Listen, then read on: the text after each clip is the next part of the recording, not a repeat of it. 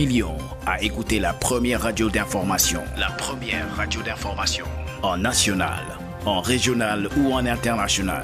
Sud FM, Made in Sénégal.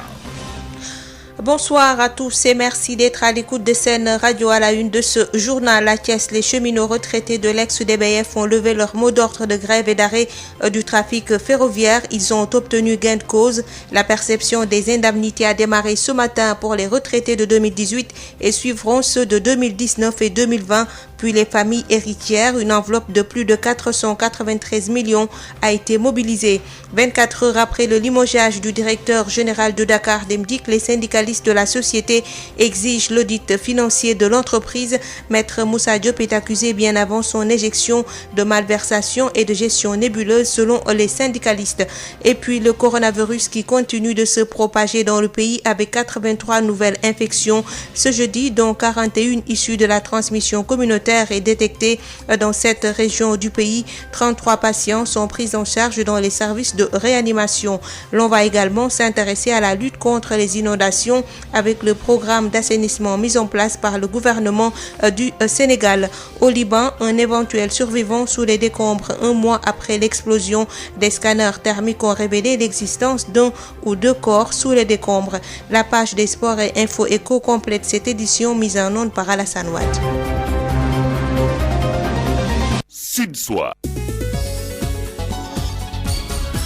Marie-Rosalie Ndiaye. Dans ce contexte très difficile pour la presse, le Conseil des diffuseurs et éditeurs de presse a accueilli très favorablement les décisions et déclarations du chef de l'État et du gouvernement pour accompagner les entreprises impactées par la pandémie.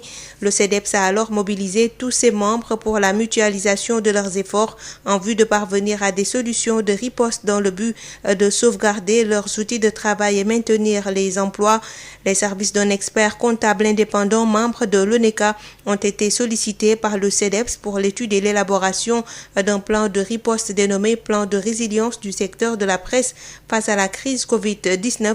Le rapport final de l'expert assermenté, validé par les entreprises de presse, fait ressortir une baisse moyenne de 70% du chiffre d'affaires de la presse écrite depuis l'avènement de la pandémie au mois de mars. Les revenus des télévisions ont aussi chuté de 54% et autour de 45% pour les autres supports et activités radio, presse en ligne, imprimerie de presse et distributeurs de journaux. Au total, le manque à gagner en chiffre d'affaires potentiel du secteur en la période de Covid-19 équivaut à 4 402 783 713 francs sur le deuxième trimestre de 2020. Fin de la mobilisation des cheminots retraités de DBF. Ils ont levé le mot d'ordre à la suite d'un accord avec la direction. Le paiement des indemnités de départ à la retraite 2018 a débuté ce matin à Thiès. Les précisions de Babacar Ndao. Le protocole d'accord signé entre les différentes parties conduisant à la levée du mot d'ordre de sitting et d'arrêt du trafic ferroviaire depuis une semaine est mis en œuvre ce matin à la direction du chemin de fer de Thiès, où les cheminots retraités de 2018 défilent en premier lieu pour percevoir leurs indemnités de départ. Amadou Djigui Diagne est le président du collectif des cheminots retraités de 2018, 2019 et 2020. Ce protocole dit que le 2, les admis à la retraite de 2018 devaient commencer à percevoir leurs sous. C'est ce qui est fait. Ceux de 2019 doivent commencer la perception le lundi 7. Ceux de 2020 doivent percevoir à partir du lundi 14. Ensuite suivront les familles héritières. Après plusieurs médiations, les cheminots retraités obtiennent enfin gain de cause. Il y a eu des médiateurs vraiment de l'ombre, parmi lesquels on peut citer le maire de Thiès, l'association des imams et oulémas de Thiès. Mais non sans interpeller la direction générale et l'État du Sénégal pour que de telles situations ne se reproduisent. Amadou Djigui Diagne. On a eu pratiquement le soin de demander au directeur que de tels cas ne doivent plus se poser. Et il nous a promis que de tels cas ne se poseront plus. Il prendra le soin de vraiment désintéresser tout agent admis à la retraite. Aussitôt après son départ, il sera désintéressé. Au total, c'est un reliquat de 493 52 353 francs qui vient d'être mobilisé après un acompte de 84 686 943 déjà reçu par les cheminots au mois de juin-juillet dernier. Babacar Ndao, Thiès Sud FM. À Dakar Dem Dikk, les syndicalistes exigent l'audit de la boîte après le limogeage de maître Moussa Diop. Ce dernier aurait laissé beaucoup de problèmes derrière lui, des centaines de cars en panne, les IPM et les coopératives d'habitat impayées et les cotisations à l'IPRES et à la caisse de sécurité sociale non versées. Raison suffisante selon les travailleurs d'exiger l'audit de Dakar Dem Dikk. Alioune Badara Konaté, secrétaire général de l'Union démocratique des travailleurs de Dakar Dem Dikk, avec Mame Diarra Da Silva. Ça ne nous surprend guère. Nous avons même demandé à ce que l'État vienne en ressources à Dakar Dem Dikk depuis très longtemps. Parce que depuis longtemps, on a senti des accusations que pose Maître Moussa Diop à l'endroit de Dakar Dem Dikk. Ça n'augurait rien de bon. Alors c'est la raison pour laquelle, dans le cadre même de l'intersyndical que nous avons formé, on avait alerté l'État, on avait communiqué, on avait sensibilisé, on avait demandé à l'État que la société lui appartient à 76%. De ce point de vue, c'est lui qui met son argent. Ne serait-ce que de ce point de vue, il n'a pas droit de voir l'entreprise péricliter. Il doit regarder tout ce qui se fait de bien et de mal dans la société. Donc aujourd'hui, nous avons même estimé que ça a tardé à venir. Si vous voyez, au niveau de Dakar Dem Dikk, en un temps record, Moussa Diop a amassé une somme d'argent extraordinaire. Aujourd'hui, Dakar Dem Dikk devait se sauter à un autre niveau, mais pas à un niveau de paiement pratiquement de toutes les dépenses au niveau de la caisse principale. Aujourd'hui, on ne paye pas les PM, on ne paye pas les coopératives d'habitat, on ne paye pas les syndicats, les TECOF, on ne paye pas les restaurateurs, on ne paye pas les prêts sociaux. Tout est à l'arrêt. Parce que tout simplement, on a des problèmes financiers. Donc il a laissé beaucoup de problèmes derrière lui. Bien sûr, beaucoup de problèmes derrière lui, mais cela est d'autant plus incompréhensible que nous avons vendu une partie du dépôt de Ouakam. Nous avons fait un croisement de dette avec l'État du Sénégal. Au final, il nous a versé 16 milliards. Mais au lieu de prendre 16 milliards sur 5 ans, lui, il dit qu'il est très pressé. Il a besoin de l'argent tout de suite. Alors il est allé monnaie là au niveau d'une banque de la place pour avoir 11 milliards sur place. Donc au lieu de 16 milliards, il a eu 11 milliards.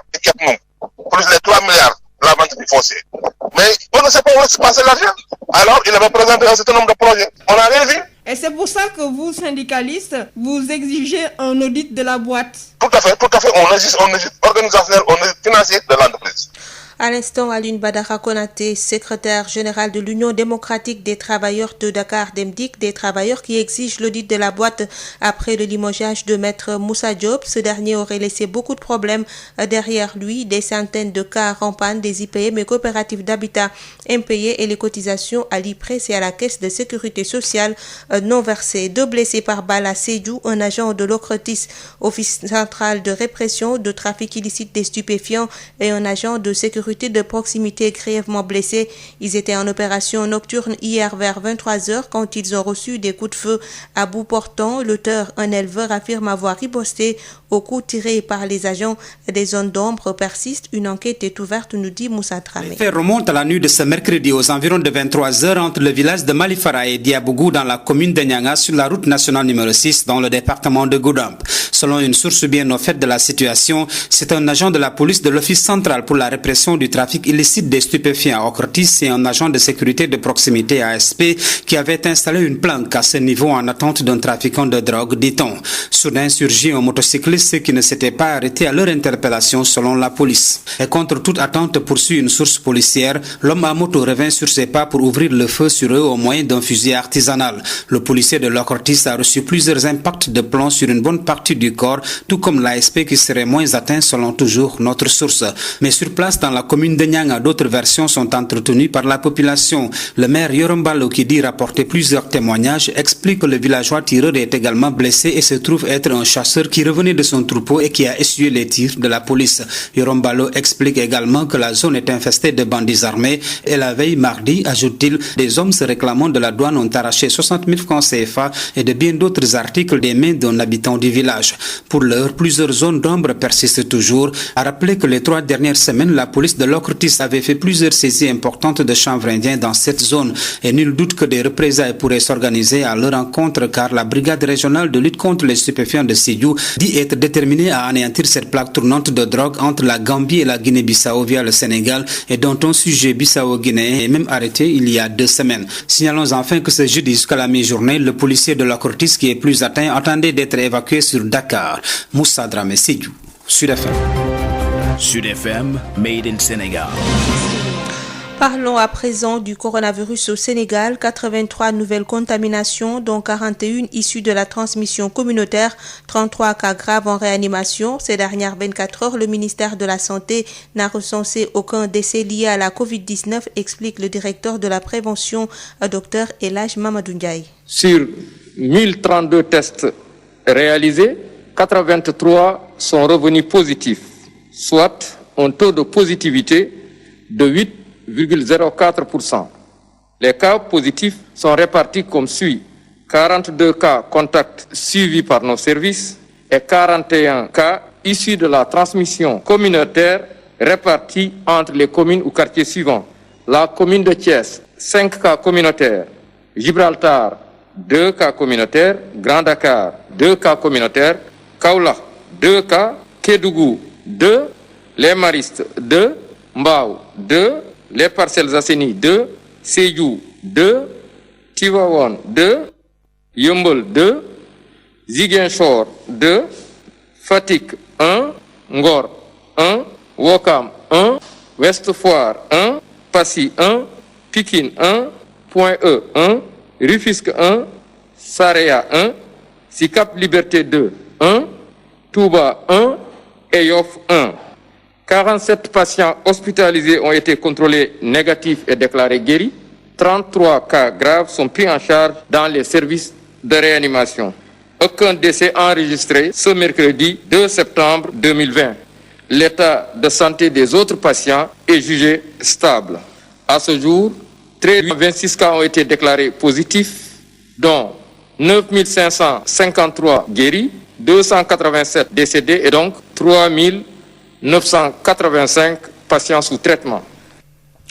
Lutte contre la propagation du virus, le service national d'hygiène appuie la sous-brigade de Mbao en logistique pour mener des opérations de nébulisation dans les zones à forte présence de cas communautaires à la Covid-19. L'opération consiste à désinfecter les zones à forte concentration humaine. Le lancement s'est effectué à la sous-brigade de Sicap Mbao. Voici Moustapha Kane, chef de la division éducation à l'hygiène chargé de la communication au service national d'hygiène. C'est des opérations de grande envergure que nous lançons à Dakar, à Thiès et à Diourbel, parce que c'est les régions les plus touchées. Et ces opérations, nous voulons profiter de ça pour remercier MTAPS, projet l'USAID, médicaments, technologies, produits pharmaceutiques, qui est à nos côtés pour nous appuyer dans le renforcement de capacité de nos éléments en technique de nébulisation, en technique de traitement. Parce que comme vous le savez, le service d'hygiène joue un rôle important dans la prévention et le contrôle de l'infection. Que depuis qu'on a eu des cas communautaires, maintenant c'est comme si le virus pouvait se trouver un peu partout, dans les lieux de rassemblement, au niveau des marchés, au niveau des mosquées. Donc nous faisons des opérations de grande envergure au niveau de ces lieux-là. Et il est heureux aujourd'hui de se féliciter de cette importante dotation en matériel logistique et matériel que le président de la République a bien voulu faire pour le service d'hygiène, pour qu'il puisse véritablement retrouver toute la dimension que ce service occupait des opérations techniques. Ça peut être des opérations de nébulisation, mais aussi des opérations de lutte contre les moustiques, contre les vecteurs de tous les malades, surtout dans ce contexte d'hivernage où il y a un peu d'inondation un peu partout. Aujourd'hui, c'est des opérations d'intensification, mais c'est des opérations aussi que chaque sous-brigade mène au niveau de sa zone de responsabilité. Donc voilà, c'est pour ces opérations qu'aujourd'hui on est là. On a mobilisé la sous-brigade de Pikine, la sous-brigade de Guédiawaye, Keur Massar et de celle de Mbao bien sûr, que vous voyez là-bas, une quarantaine de personnes, avec vraiment un renfort de matériel qui leur permet aujourd'hui même, cette nuit, de traiter des endroits stratégiques comme des structures de santé, comme des marchés et en tout cas des mosquées. C'est un déficit connu maintenant de partout, on l'a dit un peu partout, et je pense que ça fait partie du plaidoyer que le président de la République a certainement entendu. Et il y a un volet important de recrutement massif d'officiers surtout, parce que quand même c'est un corps qui souffre. À 18h passées de 15 minutes, nous parlons des inondations. L'État du Sénégal a mis en place un important programme d'assainissement dans 10 villes du pays. Il concerne les villes de Dakar, Saint-Louis, Pikine, Louga, Rufisque, Tivaouane, Matam, Kaolack et Tambacounda d'un coût global de 60 milliards de francs CFA. Ce vaste programme est une opération, une réponse concrète du gouvernement à la question d'assainissement au Sénégal. C'est un projet qui va toucher 2 909 900 personnes à travers le Sénégal. Des des centaines de kilomètres de réseaux d'évacuation des eaux usées, des dizaines de stations de pompage et 503 édicules scolaires seront construits. C'est ce que nous dit le directeur de la prévention et de la gestion des inondations, Alpha Sidibé, et joint par Ndeye Mariam Ndiaye. Déjà, l'État du Sénégal a mis en place et finalisé un schéma directeur d'aménagement et de développement territorial qui permet un peu de prendre en compte les nouvelles exigences de la planification qui intègrent les risques, notamment celui des risques inondations. Sur le deuxième sous-point, c'est-à-dire la sous-composante relative à la restructuration urbaine et au relogement, là aussi, on sait tous que on a déjà eu à construire près de 2000 logements à la cité Tawfekh Yakar, à Tivaouane Peulh et à Niaga. Mais aussi, il faut dire que toujours dans le cadre du plan décennal, on a eu à finaliser l'ancien programme qui était là, qui était le projet Djahaï, où en fait on construisait 3000 logements. Donc, et dans ce cadre-là, donc, effectivement, on a eu à construire 505 logements, en fait, à la cité Djahaï. Les programmes et projets sont il y en a des projets qui ont été déjà exécutés, il y en a qui sont en cours. Hein. Donc, comme j'ai dit, vous savez, il y a un nouveau projet, toujours dans le cadre de ce plan décennal-là, le projet des 10 villes. Alors, le projet des 10 villes qui va être réalisé par ONAS va prendre en charge un peu la réalisation d'un certain nombre d'ouvrages dans 10 villes du Sénégal. Ce programme-là, il a déjà démarré dans des villes comme Kaffrine. Vous avez vu qu'il y a quelque chose qui est en train d'être réalisé à Diamaguène Centre.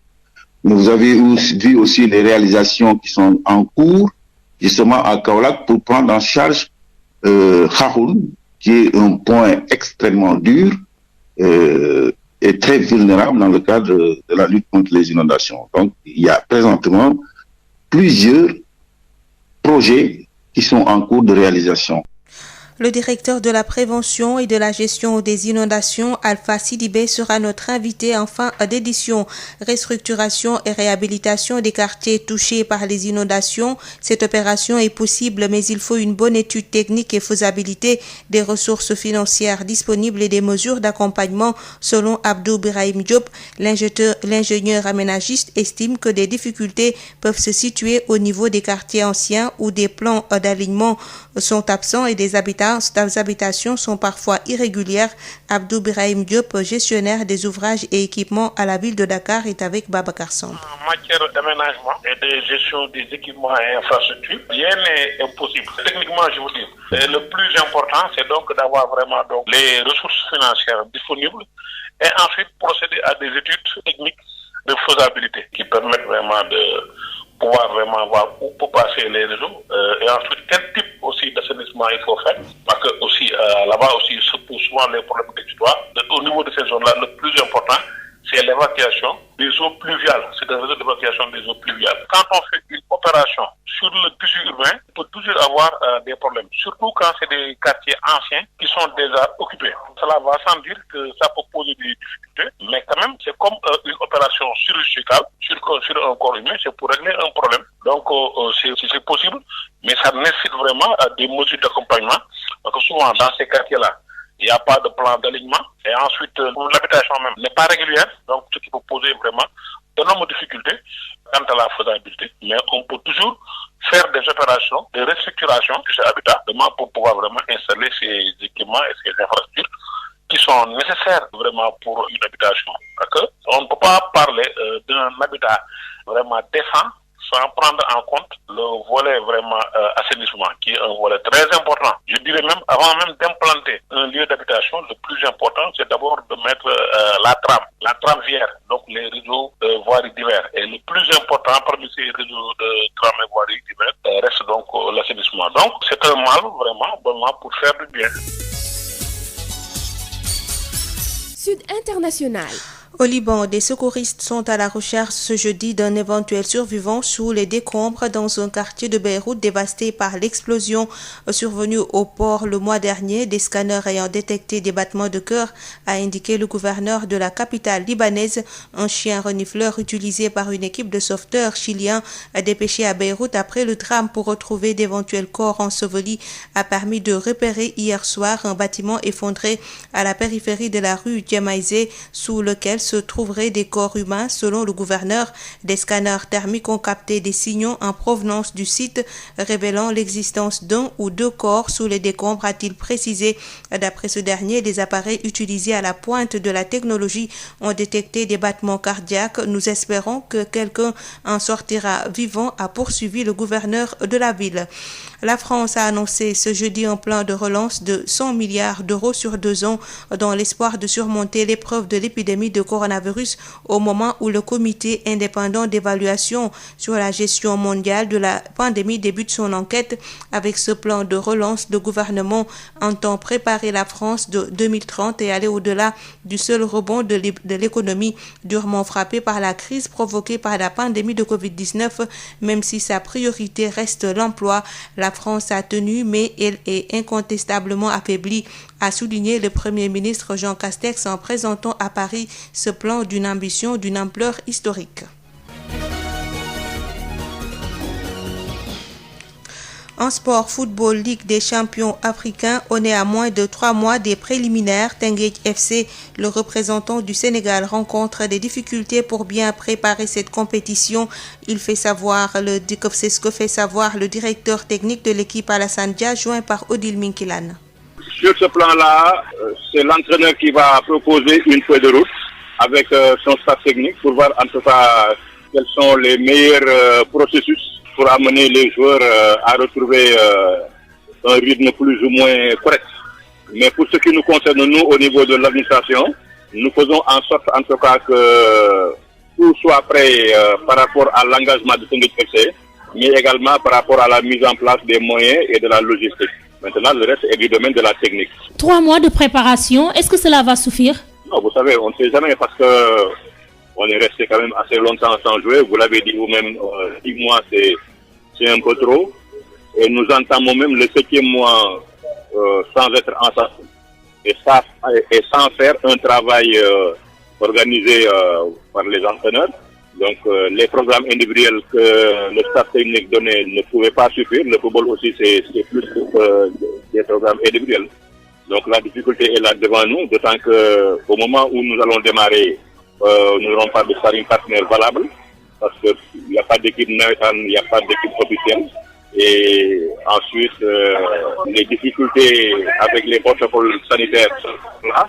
Beaucoup de difficultés en tout cas qui se dresseront en face de nous. Et puis la Ligue des Nations, la 2e édition démarre ce jeudi au programme Allemagne-Espagne à 18h45. C'est l'une des affiches les plus attendues de cette première journée. À la même heure, 18h45, Ukraine joue contre Suisse, Russie-Serbie, Turquie face à Hongrie, Finlande, Pays de Galles, Bulgarie, Irlande, Slovénie fera face à la Grèce, Moldavie contre Kosovo, Île Féroé contre Malte. C'est tout pour cette page des sports. Tout de suite, notre invité. Sud FM, l'invité du jour. Il s'agit du directeur de la prévention et de la gestion des inondations, Alpha Sidibé, qui intervient sur la lutte contre les inondations avec la mise en place d'un important programme d'assainissement dans 10 villes du pays. Il est avec Ndeye Mariam Ndiaye. Nous sommes avec Alpha Sidibé. Vous êtes le directeur de la prévention et de la gestion des inondations au ministère de l'eau et de l'assainissement. Aujourd'hui, donc, quel est l'état des lieux concernant les inondations ici au Sénégal? Faire le point, c'est peut-être d'abord vous parlez du programme phare de gestion des inondations, qui est le plan décennal de gestion des inondations, qui est en cours de réalisation.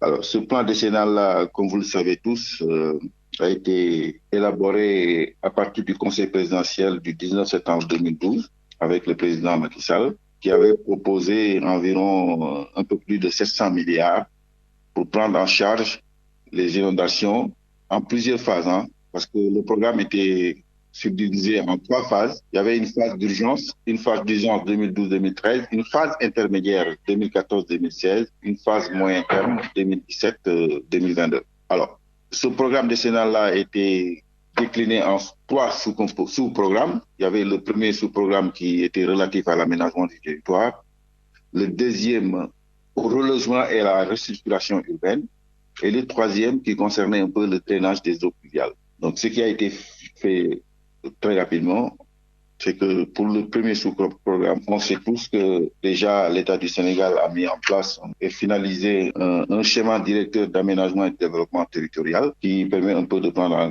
compte les nouvelles exigences de la planification qui intègrent les risques, notamment celui des risques inondations. Sur le deuxième sous-point, c'est-à-dire la sous-composante relative à la restructuration urbaine et au relogement, là aussi, on sait tous que on a déjà eu à construire près de 2000 logements à la cité Tawfekh Yakar, à Tivaouane et à Niaga. Mais aussi, il faut dire que toujours dans le cadre du plan décennal, on a eu à finaliser l'ancien programme qui était là, qui était le projet Djahaï, où en fait on construisait 3000 logements.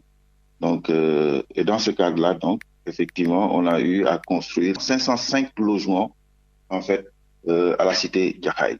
Donc, il y a un autre programme aussi, effectivement, qui a été financé par la BID et qui a été composé de 700 logements, qui est en cours de réalisation au ministère en charge de la question, c'est-à-dire le ministère de l'Urbanisme. Donc, il s'agit de construire 700 logements dans un certain nombre de localités comme Thiès, Saint-Louis, Fatick et Kaolack.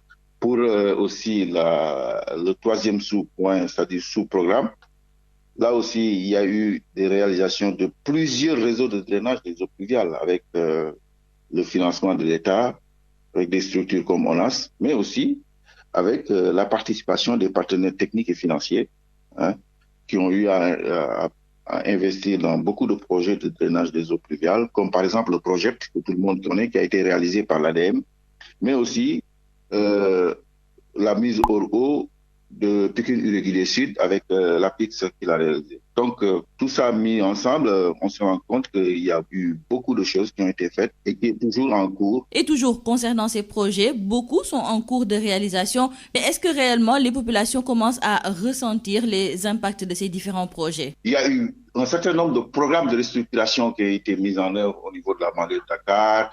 Des études ont été faites, par exemple, pour les villes de Saint-Louis, de Kaffrine, etc., toujours dans le cadre de la restructuration urbaine. Mais il y a aussi les programmes de relogement. Je vous ai dit que l'État du Sénégal, déjà, à partir de 2012, a mis un programme de relogement de 2000 familles qui ont été déplacées dans les zones inondées et inondables de la banlieue de Dakar et qui ont été déplacées à Tawfekh Yakar, Tivaouane Peulh, Niaga. Le troisième sous-programme, qui est relatif à la gestion des eaux pluviales, tout le monde a vu les ouvrages qui ont été réalisés dans la région de Dakar, mais aussi dans des villes comme Bambey, comme Touba, et j'en passe. Et dans ces différentes villes-là, c'est des réseaux structurants qui ont été mis en place avec un financement de l'État, mais aussi avec l'appui des bailleurs qui, dans ce sens-là, on a vu aussi tout ce qui a été fait dans le cadre du projet avec l'ADEME, mais aussi avec la PIS dans le cadre du projet de mise hors eau de Pikine Irrégulier Sud. Il y a eu donc beaucoup de projets qui ont été mis sur pied par le gouvernement du Sénégal, mais il y a toujours certaines zones comme Pikine, Guédiawaye qui sont toujours dans les eaux. Donc vous savez, il y a un nouveau projet, toujours dans le cadre de ce plan décennal-là, le projet des 10 villes. Alors, le projet des 10 villes qui va être réalisé par ONAS va prendre en charge un peu la réalisation d'un certain nombre d'ouvrages dans 10 villes du Sénégal. Ce programme-là, il a déjà démarré dans des villes comme Kaffrine.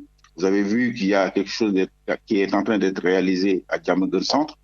Mais vous avez vu aussi les réalisations qui sont en cours, justement à Kaolack, pour prendre en charge Khahoun, qui est un point extrêmement dur et très vulnérable dans le cadre de la lutte contre les inondations. Donc, il y a présentement plusieurs projets qui sont en cours de réalisation. Monsieur Alpha Sidibé, je vous remercie. Je rappelle que vous êtes le directeur de la prévention et de la gestion des inondations au ministère de l'eau et de l'assainissement. Merci, c'est moi. Sud FM, chez vous, à tout instant. La BICIS, Banque internationale pour le commerce et l'industrie du Sénégal, la BICIS, la banque d'un monde qui change, vous offre le journal de l'économie.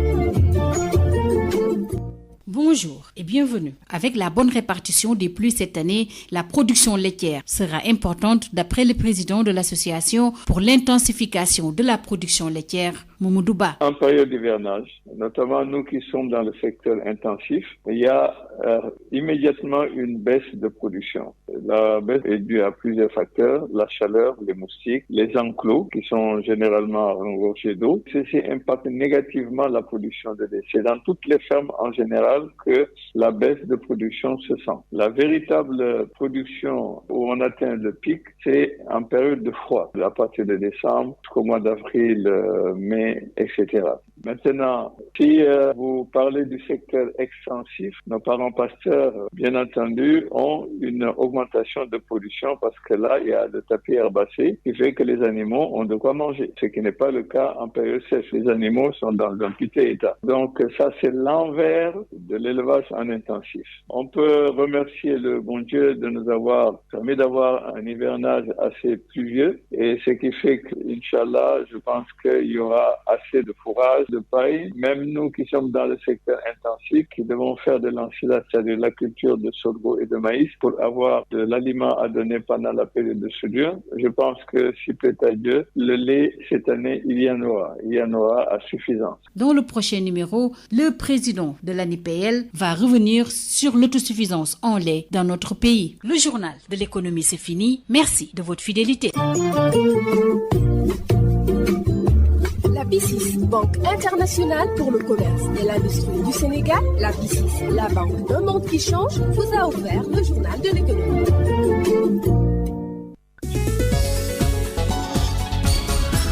Marie-Rosalie Ndiaye. Il est 18h passé de 31 minutes et c'est la fin de cette édition. Je vous rappelle les titres. À Thiès, les cheminots retraités de l'ex-DBF ont levé leur mot d'ordre de grève et d'arrêt du trafic ferroviaire.